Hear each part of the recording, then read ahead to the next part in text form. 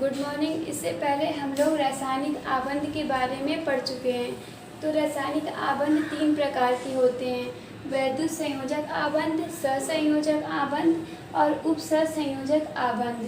तो वैद्युत संयोजक आबंध की परिभाषा और इसके उदाहरण को हम पढ़ चुके हैं। NaCl का उदाहरण हम लोग इससे पहले पढ़े थे और आज आगे हम लोग कुछ और उदाहरण पढ़ेंगे और साथ ही साथ हम ये पढ़ेंगे कि जो यौगिक वैद्युत संयोजक आबंध द्वारा बनते हैं, मतलब वैद्युत संयोजक आबंध द्वारा बनने वाले यौगिक जो होते हैं उनके लक्षण क्या होते हैं, मतलब उनकी विशेषताओं के बारे में हम पढ़ेंगे। और इससे पहले हम लोग कुछ और भी उदाहरण देखेंगे जिस यौगिक में वैद्युत संयोजक आबंध बनते हैं। तो हम लोग पढ़ चुके हैं कि वैद्युत संयोजक आबंध जो होते हैं उसे हम आयनिक आबंध या फिर ध्रुवीय आबंध भी कहते हैं। और ये आबंध जो है वो इलेक्ट्रॉन के स्थानांतरण से बनते हैं। स्थानांतरण का मतलब होता है इलेक्ट्रॉनों का आदान प्रदान, ठीक है। इलेक्ट्रॉन के स्थानांतरण से बनते हैं। स्थानांतरण मतलब इलेक्ट्रॉन के आदान प्रदान से। तो मतलब क्या है कि हमारे पास जो अगर 2 या 2 से अधिक इलेक्ट्रॉन परमाणु हैं, ठीक है, 2 या 2 से अधिक परमाणु हैं, तो इन परमाणुओं के बीच क्या होता है, इलेक्ट्रॉनों का स्थानांतरण होता है, आदान प्रदान होता है। तो मान लीजिए ये जो परमाणु है ये इलेक्ट्रॉन का त्याग कर रहा है, ठीक, ये इलेक्ट्रॉन का त्याग कर रहा है और ये जो इलेक्ट्रॉन त्यागा उस इलेक्ट्रॉन को ये परमाणु ग्रहण कर रहा है, यानी ये इलेक्ट्रॉन को ग्रहण कर रहा है। तो हमें पता है कि जब इलेक्ट्रॉन का त्याग होता है तो इस पर धनावेश उत्पन्न हो जाता है। इलेक्ट्रॉन की कमी से यहाँ पे धनावेश हो जाएगा और ये परमाणु इलेक्ट्रॉन को ग्रहण कर रहा है, तो यहाँ पे इलेक्ट्रॉन की अधिकता हो जाएगी। तो इलेक्ट्रॉन अधिक हो गए तो यहाँ पे ऋणावेश उत्पन्न हो जाएगा। तो यानी 2 परमाणु हो गए या फिर 2 से अधिक भी हो सकते हैं जिन पर धनावेश और ऋणावेश उत्पन्न हो जाएंगे। तो इस आवेश के कारण मतलब एक दूसरे इसमें क्या है, विपरीत आवेश हैं, तो विपरीत आवेश के जो आयन होते हैं जब एक दूसरे के पास आते हैं तो इनके बीच जो है एक बल कार्य करता है। इस बल को हम कहते हैं स्थिर वैद्युत आकर्षण बल, ठीक है, इसे हम कहेंगे स्थिर वैद्युत आकर्षण बल। ये बल क्या है, विपरीत प्रकार के आवेशों के बीच कार्य करता है। तो इस बल के कारण जब ये बल इन दोनों के बीच कार्य कर रहा है तो इस बल के कारण ये दोनों आयन जो है एक दूसरे से बंध जाते हैं, इनके बीच एक बंध बन जाता है जिसे हम कहते हैं वैद्युत संयोजक आबंध। यानी क्या है, यहाँ पे एक आबंध का निर्माण होगा इस तरीके से, जैसे ये दोनों पे आकर्षण बल कार्य करेगा, यहाँ पे भी इस तरीके से बंध बन जाएगा। यहाँ पे भी मान लीजिए कि बल है ये, इसको हम बल को तीर के निशान द्वारा दिखा रहे हैं, बल से यहाँ पे बंध बन रहे हैं। तो इस तरीके से ये दोनों बन के एक बंध का निर्माण कर रहे हैं। तो इस बंध को हम कहेंगे वैद्युत संयोजक आबंध। ये क्या होगा, वैद्युत संयोजक आबंध। या फिर इसी बंध को हम आयनिक बंध या फिर ध्रुवीय आबंध भी कह सकते हैं। तो इसी को हम क्या कहेंगे, या तो आयनिक वैद्युत संयोजक आबंध हो गई और यहाँ पे, या फिर इसको हम आयनिक बंध कहें, आयनिक बंध भी कह सकते हैं या फिर ध्रुवीय बंध भी कह सकते हैं। तो ये अलग अलग नाम हैं एक ही तरह के बंध के, ठीक। तो यानी हम क्या देख रहे हैं, इलेक्ट्रॉन के स्थानांतरण से परमाणुओं पे धनावेश और ऋणावेश उत्पन्न हो जाते हैं और ये विपरीत प्रकार के आवेश होने की वजह से इनके बीच एक आकर्षण बल कार्य करता है और ये आकर्षण बल के कारण ही ये आयन जो है एक दूसरे से बंध जाते हैं, उनके बीच एक बंध बन जाता है जिसको हम वैद्युत संयोजक आबंध कहते हैं। और इसी को हम आयनिक आबंध या फिर ध्रुवीय आबंध भी कहते हैं। तो इसमें हम लोग NaCl का एग्जाम्पल देख चुके हैं। इसमें क्या है, Na पे धनावेश उत्पन्न हो जाता है, इस पर क्या है, धनावेश उत्पन्न होता है और क्लोरीन पर ऋणावेश उत्पन्न होता है। और ये दोनों जो है इनके बीच जो है बल के कारण ये बंध बन जाता है और इस तरीके से NaCl जो है एक वैद्युत संयोजक आबंध द्वारा बनकर एक यौगिक का निर्माण करता है। अभी हम लोग कुछ और भी उदाहरण देखेंगे वैद्युत संयोजक आबंध द्वारा बनने वाले यौगिक देखेंगे, जैसे कि है कैल्शियम क्लोराइड CaCl2। तो यहाँ पे पहले हम इनका परमाणु क्रमांक देखेंगे, उसके हिसाब से इलेक्ट्रॉनिक विन्यास लिखेंगे। उसके बाद ही हम इसमें बनने वाले बंध को देख पाएंगे। तो इसका जो परमाणु क्रमांक होता है कैल्शियम का परमाणु क्रमांक 20 होता है। तो इसके हिसाब से इसका इलेक्ट्रॉनिक विन्यास हो जाएगा। पहली कक्षा में अधिकतम 2 इलेक्ट्रॉन होते हैं, दूसरी कक्षा में अधिकतम 8 इलेक्ट्रॉन होते हैं। अभी भी इसमें क्या है, 10 इलेक्ट्रॉन बच रहे हैं, 20 हैं टोटल। 10 इलेक्ट्रॉन को हम भर चुके हैं, अभी भी क्या है 10 इलेक्ट्रॉन बच रहे हैं। तो तीसरी कक्षा में अधिकतम 18 इलेक्ट्रॉन होते हैं। तो हमारे 10 इलेक्ट्रॉन जो हैं उसको हम तीसरी कक्षा में भर सकते हैं। तो अगर यहाँ पे हम 10 भर रहे हैं तो ये क्या हो जाएगी, ये सबसे आखिरी कक्षा हो जाएगी। और इलेक्ट्रॉनिक विन्यास बनाने का तरीका ये है कि आखिरी कक्षा में कभी भी, सबसे अंतिम कक्षा में कभी भी 8 से अधिक इलेक्ट्रॉन नहीं हो सकते हैं। मतलब यहाँ पे 10 इलेक्ट्रॉन नहीं हो सकते हैं। तो हम क्या करेंगे, यहाँ पे 8 ही इलेक्ट्रॉन भर पाएंगे और जो 2 इलेक्ट्रॉन बच रहे हैं वो चौथी कक्षा में भर देंगे। तो इस तरीके से ये हो जाएगा कैल्शियम का इलेक्ट्रॉनिक विन्यास 2, 8, 8, 2। अब क्लोरीन का लिखेंगे। क्लोरीन का यहाँ पे 2 परमाणु है। तो क्लोरीन का परमाणु क्रमांक कितना है, 17 होता है। ठीक, तो 17 का विन्यास हो जाएगा 2, 8 और अभी 7 बचा है, तो 7 को तो हम लिख ही सकते हैं। तो ये 7 हो जाएगा। अधिकतम 8 लिख सकते हैं, तो 7 लिख ही सकते हैं। तो हम देख रहे हैं कैल्शियम की अंतिम कक्षा में 2 इलेक्ट्रॉन हैं। तो ये अष्टक नियम के अनुसार जो भी परमाणु होते हैं, कोई भी परमाणु अपने अंतिम कक्षा में 8 इलेक्ट्रॉन को पूरा करके स्थायी संरचना प्राप्त करना चाहता है। मतलब 8 इलेक्ट्रॉन प्राप्त कर लेगा तो उसकी जो संरचना होगी वो उत्कृष्ट गैस जैसी हो जाएगी। तो यानी ये या तो 2 इलेक्ट्रॉन मतलब 6 इलेक्ट्रॉन को ग्रहण करे। तो अगर ये 6 इलेक्ट्रॉन को ग्रहण कर रहा है तो इसके अंतिम कक्षा में 8 इलेक्ट्रॉन हो जाएंगे। या फिर ये करे कि ये 2 इलेक्ट्रॉन को त्याग दे, तो 2 इलेक्ट्रॉन का त्याग कर देगा तो इसकी कक्षा में, यहाँ पे तीसरी कक्षा में 8 इलेक्ट्रॉन बच जाएंगे। तो हम देख रहे हैं कि 6 इलेक्ट्रॉन का ग्रहण करना मुश्किल है। मतलब ज़्यादा इलेक्ट्रॉन लेना मुश्किल होगा, लेकिन कम इलेक्ट्रॉन का त्यागना आसान होगा।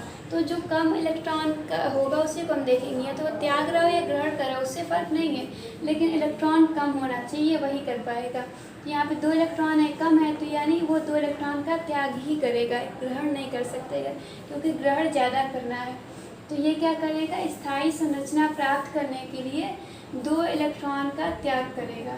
तो 2 इलेक्ट्रॉन का त्याग करेगा यहाँ पे, तो इसके त्याग से इसकी विन्यास जो हो जाएगी, अब क्या हो जाएगा 2, 8, 8। ठीक है, तो ये विन्यास इसको प्राप्त हो गया। और यहाँ हमको पता है कि ये किसका विन्यास है, आर्गन का। आर्गन क्या है कि उत्कृष्ट गैस है, उसका ये विन्यास है। तो ये 2 इलेक्ट्रॉन का त्याग करके एक उत्कृष्ट गैस आर्गन जैसी संरचना प्राप्त कर रहा है। और आर्गन इसकी इलेक्ट्रॉनिक विन्यास है, ये स्थायी है। उत्कृष्ट गैसों के इलेक्ट्रॉनिक विन्यास स्थायी होते हैं। इस तरह से इलेक्ट्रॉन का त्याग करने से, 2 इलेक्ट्रॉन का त्याग करने से कैल्शियम को भी स्थायी संरचना प्राप्त हो जाएगी। वैसे ही अब हम क्लोरीन में देखेंगे, तो ये या तो अपने 7 इलेक्ट्रॉन का त्याग करे या फिर ये 1 इलेक्ट्रॉन को ग्रहण करेगा। तो 7 इलेक्ट्रॉन का त्याग करना मुश्किल है, 1 इलेक्ट्रॉन को ग्रहण करना आसान है। तो ये क्या करेगा, 1 इलेक्ट्रॉन ग्रहण करेगा। जब ये ग्रहण करेगा तो इसके भी क्या हो जाएंगे, इसकी कक्षा में 2, 8, 8, मतलब इस तरीके की संरचना प्राप्त हो जाएगी आर्गन जैसी। तो यानी क्लोरीन भी 1 इलेक्ट्रॉन का ग्रहण करके स्थायी संरचना प्राप्त कर सकता है। तो इसे 2 इलेक्ट्रॉन का त्याग करना है, इसे 1 इलेक्ट्रॉन का ग्रहण करना है। तो हम देखते हैं, पहले हम ये तत्वों की लुईस संकेत लिखेंगे। लुईस संकेत में क्या होता है, तत्व का संकेत लिखते हैं, फिर उसके पास उसके अंतिम कोश के इलेक्ट्रॉन को दिखाते हैं। तो इसके अंतिम कोश में 2 इलेक्ट्रॉन है कैल्शियम में, तो यहाँ कैल्शियम के 2 इलेक्ट्रॉन को हम दिखा दिए। ठीक है, अब हम क्लोरीन का लिखेंगे। तो क्लोरीन का यहाँ पे 2 परमाणु हैं, यौगिक में 2 परमाणु हैं, तो 2 परमाणु को लिखना पड़ेगा। तो 2 परमाणु को लिखेंगे, ये क्लोरीन। और इनके अंतिम कक्षा में 7 इलेक्ट्रॉन है, तो 7 इलेक्ट्रॉन बनाने पड़ेंगे।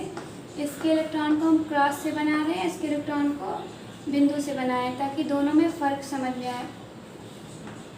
ठीक, ये 7 इलेक्ट्रॉन हो गए। अब यहाँ पे भी 1, 2, 3, 4, 5, 6, 7 इलेक्ट्रॉन हो गए।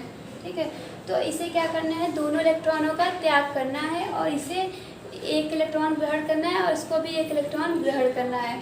तो ये अपना एक इलेक्ट्रॉन इसको देगा, ठीक है, और ये एक इलेक्ट्रॉन इसको देगा। तो इस तरीके से ये दोनों इलेक्ट्रॉन का त्याग कर दिया और इन दोनों को एक एक इलेक्ट्रॉन मिल गए, ठीक है। तो इस तरीके से क्या होगा, यहाँ पे कैल्शियम पे 2 धन आवेश उत्पन्न हो जाएगा।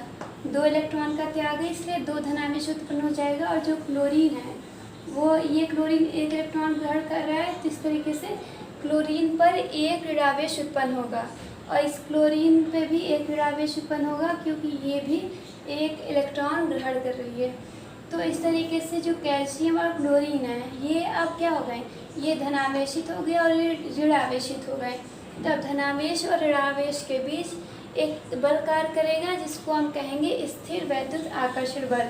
और इस बल से ये क्या होंगे, आपस में बंध जाएंगे और बन के एक यौगिक का निर्माण करेंगे। तो इस तरीके से यहाँ पे कैल्शियम क्लोराइड यौगिक का निर्माण वैद्युत संयोजक आबंध द्वारा हो जाएगा। इसके अलावा एक और एग्जाम्पल है मैग्नीशियम ऑक्साइड का।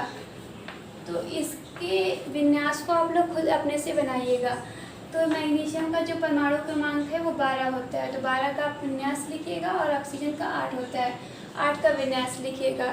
फिर देखिएगा कि ये कितने इलेक्ट्रॉन को ग्रहण कर रहा है ना, ये कितने इलेक्ट्रॉन को ग्रहण करेगा कि इसका अष्टक पूरा हो, और ये कितने इलेक्ट्रॉन का त्याग करे कि इसका अष्टक पूरा, ये इलेक्ट्रॉन का त्याग करेगा, मैग्नीशियम इलेक्ट्रॉन का त्याग करेगा क्योंकि मैग्नीशियम धातु है, धातु जो है वो इलेक्ट्रॉन का त्याग करते हैं, तो ये त्याग करेगा और ऑक्सीजन इलेक्ट्रॉन का ग्रहण करेगा। तो इस तरह करके हम देखेंगे कि ये इस तरह से इसका विन्यास, ये संरचना बनाइए और संरचना बना के आपको पता चल जाएगा कि किस तरीके से मैग्नीशियम ऑक्साइड में वैद्युत संयोजक आबंध या फिर हम कहते हैं कि आणिक या फिर ध्रुवीय आबंध बन रहा है। तो अब हम देखेंगे कि जो वैद्युत संयोजक आबंध बनाने वाले परमाणु होते हैं उनकी प्रकृति कैसी होती है, मतलब किस प्रकार के जो परमाणु होंगे वो वैद्युत संयोजक आबंध बनाएंगे, ठीक है। तो वैद्युत संयोजक आबंध बनाने वाले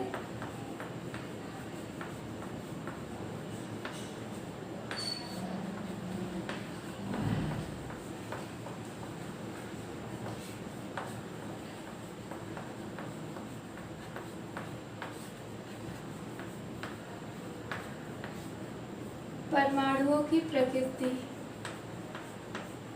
उनका नेचर कैसा होगा, ठीक है।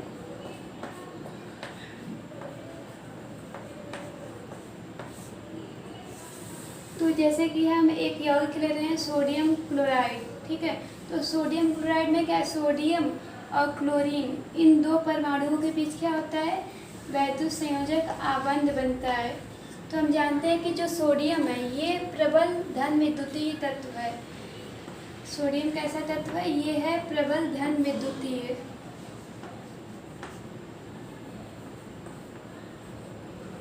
प्रबल धन विद्युतीय तत्व के बारे में आप लोग पिछले चैप्टर आवर्त सारणी में पढ़ चुके हैं। तो ये प्रबल धन विद्युतीय है और उसी में आप लोगों ने पढ़ा होगा प्रबल ऋण विद्युतीय तत्व के बारे में भी।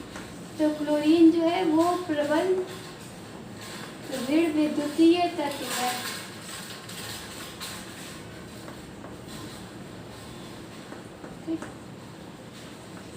तो प्रबल धन विद्युतीय तत्व के बारे में आप लोगों ने पढ़ा होगा कि ये प्रबल धन विद्युतीय तत्व इलेक्ट्रॉन का त्याग करने की प्रवृत्ति रखते हैं, मतलब ये इलेक्ट्रॉन का त्याग करते हैं। और जो प्रबल ऋण विद्युतीय तत्व होते हैं वो इलेक्ट्रॉन को ग्रहण करने की प्रवृत्ति रखते हैं। ये क्या करते हैं, इलेक्ट्रॉन का ग्रहण करते हैं, ठीक। तो अब हमें पता है कि अगर इलेक्ट्रॉन का त्याग होगा तो यहाँ पे क्या बनेगा, धनायन बनेंगे, ठीक है। इलेक्ट्रॉन के त्याग से क्या बनता है, धनायन बनता है, क्योंकि इलेक्ट्रॉन की कमी हो जाएगी तो यहाँ पे क्या हो जाएगी, ऋणावेश की कमी हो जाएगी, तो यानी धनावेश की अधिकता हो जाएगी। जब धनावेश अधिक होगा तो धनायन ही बनेगा। और यहाँ पे इलेक्ट्रॉन ग्रहण हो रहा है, तो इलेक्ट्रॉन के ग्रहण करने से इलेक्ट्रॉन ऋणावेशित है तो ऋणावेशित को ग्रहण करेंगे तो इस पर क्या होगा, ऋणायन की मतलब ऋणावेश की मात्रा ज़्यादा हो जाएगी। तो ये क्या है, ऋणायन बनेंगे, और ये क्या है, धनायन बनाते हैं। तो यहाँ से जो तत्व प्रबल ऋण विद्युतीय होते हैं वो बनाते हैं ऋणायन। ठीक, अब हमें पता है कि धनायन कौन बनाता है और ऋणायन कौन बनाते हैं। तो जो धातु होते हैं, ठीक, धातु धनायन बनाते हैं, धातु सदैव धनायन बनाते हैं, और जो अधातु होते हैं वो ऋणायन बनाते हैं। ठीक है, तो उसमें भी प्रबल की बात हो रही है कि प्रबल ऋण विद्युतीय मतलब कि धनायन जो होंगे और ऋणायन जो होंगे बहुत ही आसानी से बन रहे होंगे। तो ये जो धातु या अधातु होंगे वो भी क्या होंगे, बहुत ही प्रबल होंगे। ठीक है, तो ये प्रबल धातु और प्रबल अधातु इनके बीच बंध बनते हैं। तो वो बंध की प्रकृति होती, मतलब कि वो बंध जो होते हैं वैद्युत संयोजक आबंध होते हैं। तो ये जो प्रबल धातु होते हैं उसको आवर्त सारणी में हम देखेंगे तो ये फर्स्ट ए में होते हैं और सेकंड ए में, सेकंड ए समूह में। ठीक है, तो इसको आप आवर्त सारणी को खोल के देखिएगा, फर्स्ट ए और सेकंड ए, इस समूह में कौन कौन से तत्व हैं। तो ये जो तत्व होंगे, ये तत्व जो होते हैं वो प्रबल धातु होते हैं, और 6A और 7th है, ये दो जो समूह होते हैं इनके तत्व प्रबल अधातु होते हैं। तो इस धातु और इस अधातु के बीच अगर बंध बनता है तो वो बंध जो होता है वैद्युत संयोजक आबंध होता है। तो इस तरीके से हम कह सकते हैं कि जो वैद्युत संयोजक आबंध बनाने वाले परमाणु होते हैं उन परमाणुओं की प्रकृति ये होती है कि वो प्रबल धातु होंगे और दूसरा तत्व जिससे ये संयोग कर रहे हैं वो प्रबल अधातु होगा। तो इस तरह के परमाणु होंगे तो उनके बीच जो बंध बनेगा वो वैद्युत संयोजक आबंध होगा। ठीक है, तो हम इन यौगिकों की प्रकृति देख लिए हैं, मतलब यौगिक बनाने वाले परमाणुओं की प्रकृति देखे हैं। परमाणु जो जिनसे बन रहा है उनकी प्रकृति कैसी होगी, तो वो क्या होंगे, प्रबल धातु और प्रबल अधातु होंगे। ठीक, अब हम देखेंगे वैद्युत संयोजक यौगिकों के लक्षण। ठीक है, मतलब जिस वैद्युत संयोजक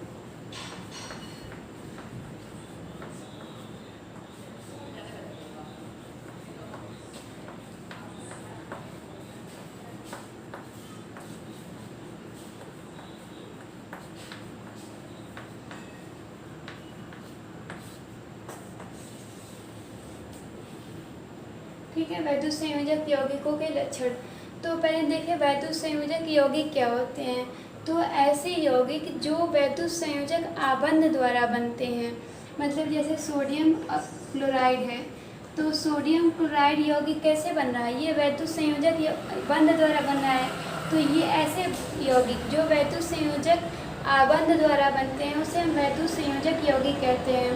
तो NaCl में वैद्युत संयोजक आबंध है। इसके अलावा आप लोगों ने पढ़ा कैल्शियम क्लोराइड, इसमें भी क्या है, वैद्युत संयोजक आबंध है, तो ये भी वैद्युत संयोजक यौगिक होगा। और इसके अलावा MgO है। इसके अलावा और भी बहुत सारे यौगिक हैं जिसमें क्या होते हैं, वैद्युत संयोजक आबंध होते हैं।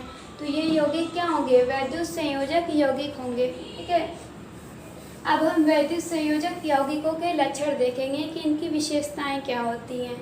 तो पहली विशेषता ये होती है कि जो वैद्युत संयोजक यौगिक होते हैं इसमें परमाणु जो होते हैं वो व्यवस्थित क्रम में होते हैं।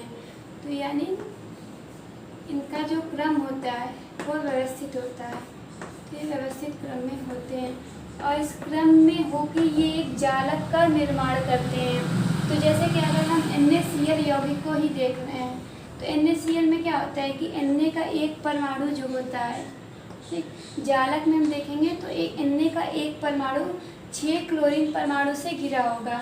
तो एक परमाणु जैसे इसके बाईं ओर होगा, बाईं ओर, एक परमाणु इसके दाईं ओर, एक परमाणु इसके ऊपर होगा, एक परमाणु इसके नीचे, और 4 हो गया। एक परमाणु इसके आगे होगा और एक परमाणु इसके पीछे होगा। तो इस तरीके से हम देख रहे हैं एक सोडियम परमाणु टोटल 6 क्लोरीन परमाणु से घिरा हुआ है। इसी तरीके से एक क्लोरीन परमाणु को भी देखेंगे तो वो 6 सोडियम परमाणु से घिरा होगा। तो देखिए कैसे क्लोरीन 6 से घिरा हुआ है। तो एक क्लोरीन है और ये इधर से बाईं ओर से एक सोडियम परमाणु से घिरा हुआ है। फिर हम इसको दाईं ओर से भी देखें तो एक सोडियम परमाणु से घिरा होगा। इस क्लोरीन के ऊपर भी एक सोडियम परमाणु होगा और इसके नीचे भी एक सोडियम परमाणु होगा, और इस क्लोरीन के आगे भी एक सोडियम परमाणु होगा और पीछे भी एक सोडियम परमाणु होगा। तो इस तरीके से हम देख सकते हैं कि एक सोडियम परमाणु 6 क्लोरीन परमाणुओं से घिरा हुआ है और एक क्लोरीन परमाणु 6 सोडियम परमाणु से घिरा होता है। आगे पीछे भी है जो हम इसे बना नहीं पा रहे हैं फिगर में। तो ठीक है, तो इस तरीके से हम देख रहे हैं कि ये जब अरेंज होते हैं तो अरेंज होकर इस तरीके का एक जालक का निर्माण करते हैं। तो इस जालक में आप देख रहे हैं कि जो काला वाला डॉट दिखाया गया है वो सोडियम परमाणु है और जो वाइट वाला है वो क्लोरीन परमाणु है।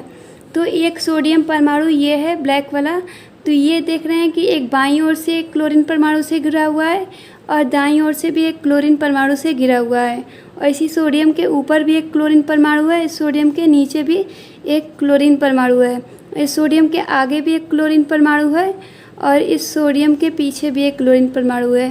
तो मतलब टोटल ये एक सोडियम परमाणु के चारों ओर 6 क्लोरीन परमाणु है।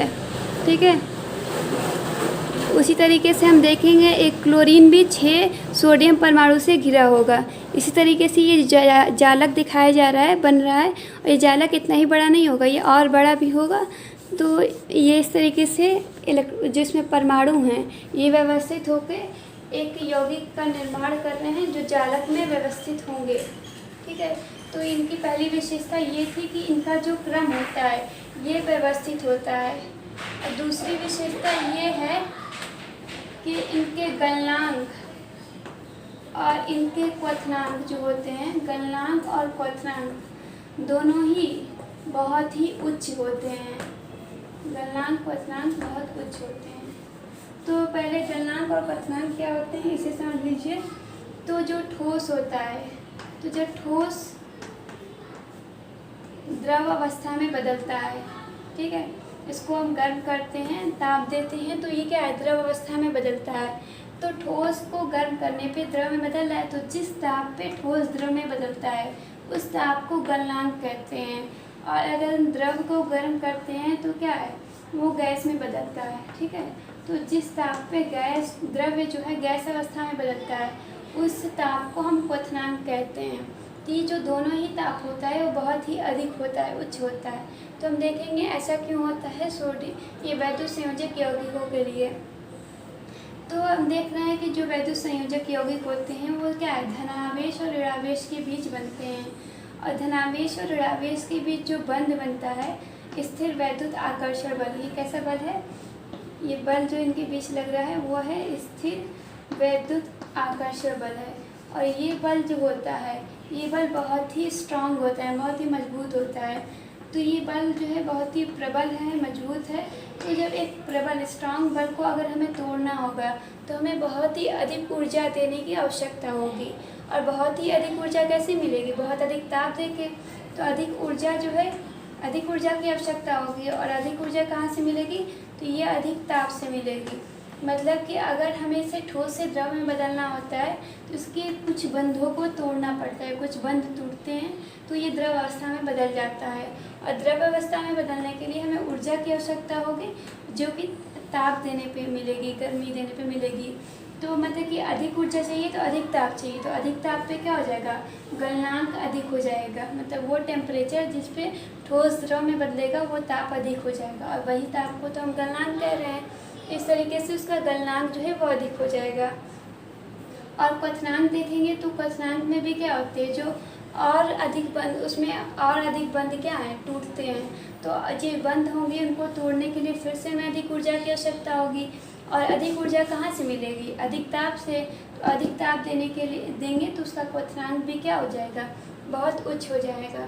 तो इस तरीके से हम देख रहे हैं कि जो यौगिक होते हैं उनके बीच जो बल कार्य करता है वो बहुत ही मजबूत होता है, स्ट्रांग होता है। तो उसको तोड़ने के लिए हमें बहुत ही अधिक ऊर्जा की आवश्यकता होती है, और बहुत ही अधिक ऊर्जा हमें क्या है, बहुत अधिक ताप देने पे मिलेगी। तो इस तरीके से अधिक ताप देने की वजह से इनके गलनांक और क्वथनांक दोनों ही क्या है, बहुत ही गलनांक और क्वथनांक दोनों ही बहुत ही उच्च होते हैं। अब तीसरी विशेषता है कि इनकी विलेयता हम देखेंगे। तो ये किस में विलय होते हैं और किस में विलय नहीं होते हैं।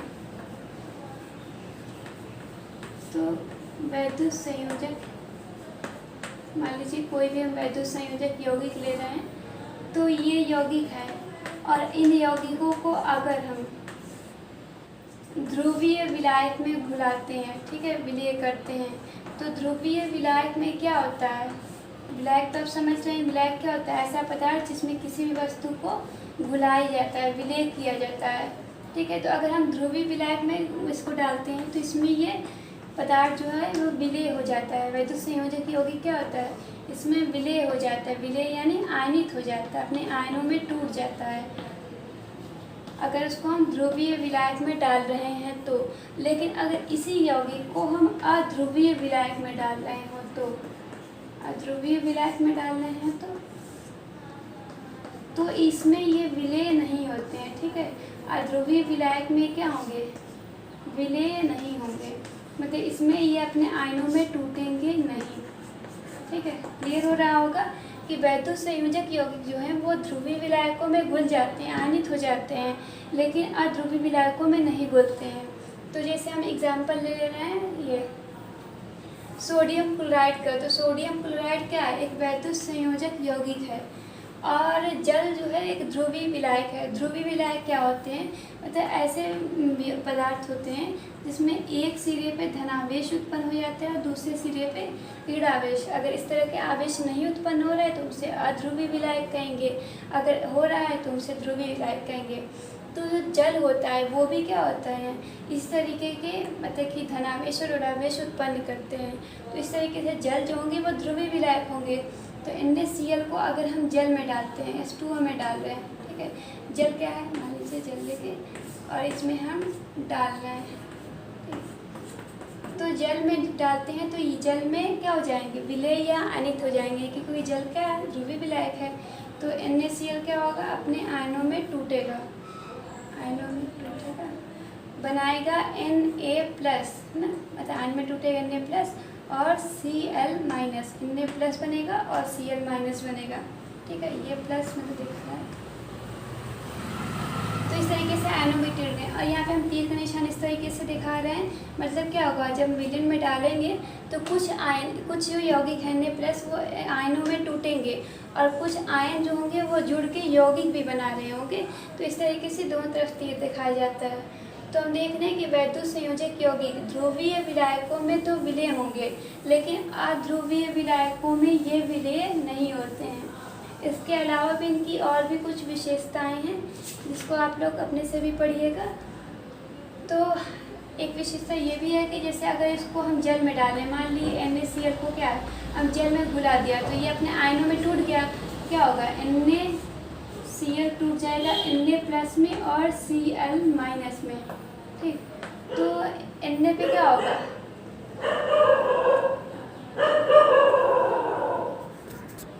तो हम देख रहे हैं Na को हम लोग जल में डाले हैं और जो जल के अणु होते हैं वो ध्रुवीय विलायक होते हैं। मतलब जल के अणु इस तरीके से होंगे, उसके एक सिरे पे धन आवेश होगा और दूसरे सिरे पे ऋण आवेश होगा, ठीक है।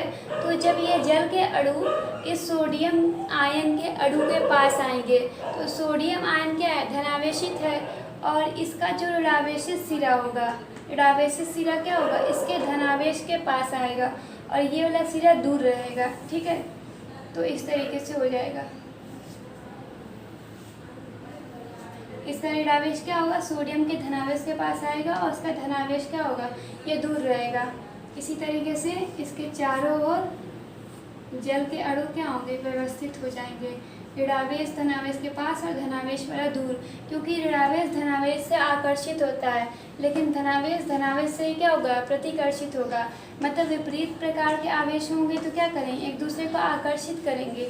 लेकिन मान लीजिए वही धन या धन आ रहे हैं या फिर ऋण ऋण आ रहे हैं, ये एक दूसरे को क्या करेंगे, प्रतिकर्षित करेंगे, एक दूसरे से दूर हटेंगे।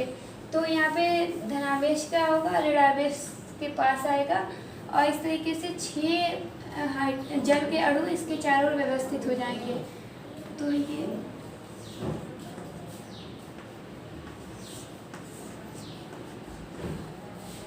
इस तरीके से हम इधर भी लिखा थे, ऋणावेश धनावेश ऋणावेश और धनावेश। एक सोडियम परमाणु जल के 6 अणुओं द्वारा क्या हो गया, घिर गया। इसी तरीके से क्लोरीन परमाणु भी होगा, तो क्लोरीन पे क्या होता है, ऋणावेश होता है। तो ऋणावेश के पास क्या होगा, अब ऋणावेश सिरा नहीं आएगा, जैसे धनावेश के पास ऋणावेश आया था, अब ऋणावेश के पास कौन सा सिरा आएगा, धनावेशी सिरा आएगा। ठीक है, तो जो जल का धनावेशी सिरा होगा ये इसके पास आएगा और ऋणावेशित वाला दूर रहेगा।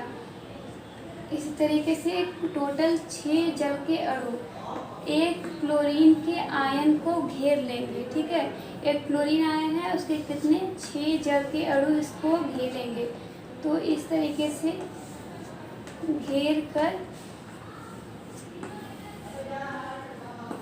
लेंगे, यानी इस तरह से घेरने की वजह से क्या होता है, जो आयन जो यौगिक होते हैं वो जल में विलय हो जाते हैं।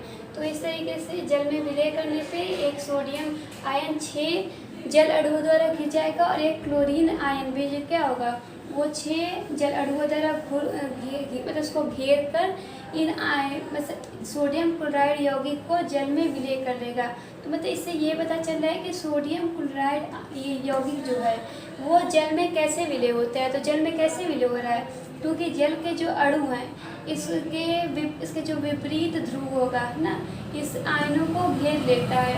विपरीत ध्रुव जैसे कि इसका ऋणावेश इसके विपरीत आवेश से घिर जा रहा है और घिरने की वजह से क्या हो जाएंगे, ये जल में विलय हो जाते हैं।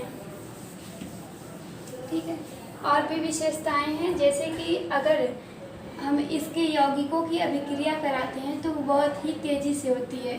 जैसे मान लीजिए कि AgNO3 है, ये एक वैद्युत संयोजक यौगिक है, इसकी अभिक्रिया हम करा रहे हैं NaCl से, सोडियम क्लोराइड से। दोनों ही क्या है, वैद्युत संयोजक यौगिक हैं। तो पहले हम इसके आयनों को देख लेते हैं। AgNO3 में क्या होगा, Ag+ होगा और NO3- होगा। ठीक है, यही आयन होंगे। और NaCl में क्या होगा, Na+ होगा और Cl- होगा। ठीक, तो इस तरह से जब अभिक्रिया होगी तो इसका धनावेश इसके ऋणावेश से मिलेगा। तो इस तरीके से मिलके ये यौगिक मतलब कि ये दोनों मिलके एक यौगिक बनाएंगे, बन जाएगा AgCl। ठीक, और यहाँ का जो NaNO3 है ये Na+ से मिलके ये बन जाएगा NaNO3। NO3 जो है मिलके Na से बनाएगा NaNO3। तो ये जो अभिक्रिया होती है बहुत ही तीव्र गति से होती है। तो वैद्युत संयोजक यौगिकों में जो अभिक्रियाएं होती हैं बहुत तेज़ी से होती हैं। तो जब अभिक्रिया मतलब AgNO3 और NaCl की कराएंगे तो ये तुरंत ही क्या होगा, हमें AgCl का सफ़ेद अवक्षेप मिल जाएगा। AgCl जो है ये अवक्षेप बनाता है सफ़ेद कलर का। तो जैसे ही हम मिलाएंगे क्या होगा, जैसे ही हम इन दोनों को मिलाएंगे हमें अवक्षेप क्या होगा, तुरंत ही प्राप्त हो जाएगा।